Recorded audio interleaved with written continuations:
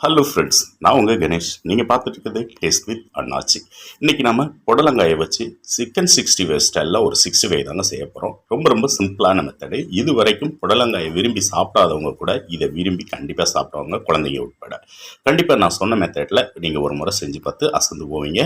இப்போ இதை செய்கிறதுக்கு முன்னாடி நம்ம சேனலை இது வரைக்கும் சப்ஸ்கிரைப் பண்ணாமல் இருந்தீங்கன்னா சப்ஸ்கிரைப் பண்ணி சப்போர்ட் பண்ணுங்கள். இப்போ வீடியோக்குள்ளே போகலாம்.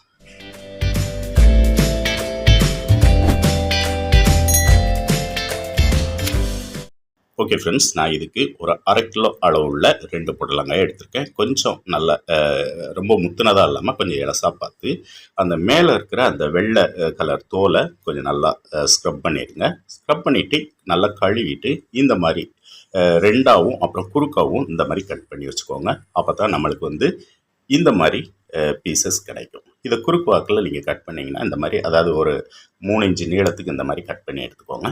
இதை நம்ம இப்போ ஒரு பாத்திரத்தில் மாற்றிட்டு ஒரு 1.5 டீஸ்பூன் அளவுக்கு மிளகாய் பொடி, அதாவது தனி மிளகாய் பொடி 1.5 டீஸ்பூன் சேர்த்துட்டு தேவையான அளவு உப்பு சேர்த்துக்கோங்க.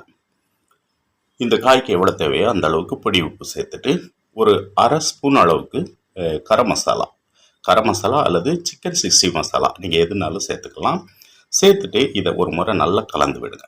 இந்த காயில் அந்த மசாலா, இந்த உரப்பு, உப்பு, இந்த கரம் மசாலா அது நல்லா கோட்டிங் ஆகணும். இதுக்கு அப்புறமா ஒரு 150 கிராம் கடலை மாவு, ஒரு 1/2 கிலோவுக்கு 150 கிராம் சரியாக இருக்கும். ஒரு வேளை உங்களுக்கு தேவைப்படுது அப்படின்னு நினச்சிங்கன்னா கூட நீங்கள் கொஞ்சம் சேர்த்துக்கலாம்.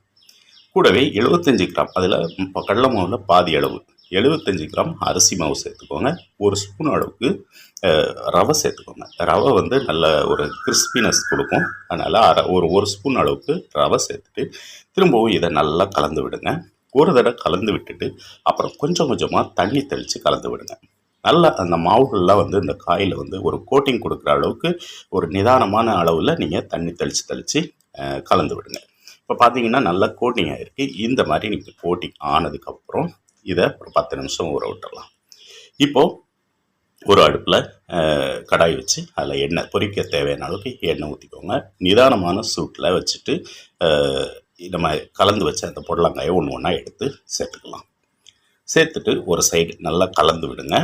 ஒன்றா ஒட்டிடாமல் நீங்கள் எண்ணெயில் போட்டுட்டு ஒரு நிமிஷம் கழித்து ஒரு கம்பியால் அப்படி எடுத்து விட்டிங்கன்னா தனித்தனியாக பிரிஞ்சு வரும்.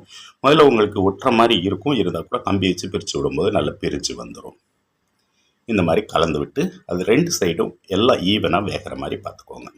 இப்போ பார்த்தாலே உங்களுக்கு தெரியும் நல்லா ஈவனாக வெந்து வந்திருக்கு. அவ்வளோதாங்க, இதை நம்ம எடுத்துடலாம். நல்ல ஒரு மொறுமொறுப்பான தன்மையோட இந்த புடலங்காய் 65 இருக்கும். அரிசி மாவும் கலந்துருக்கனால நல்லா கிறிஸ்பியாகவும் இருக்கும்.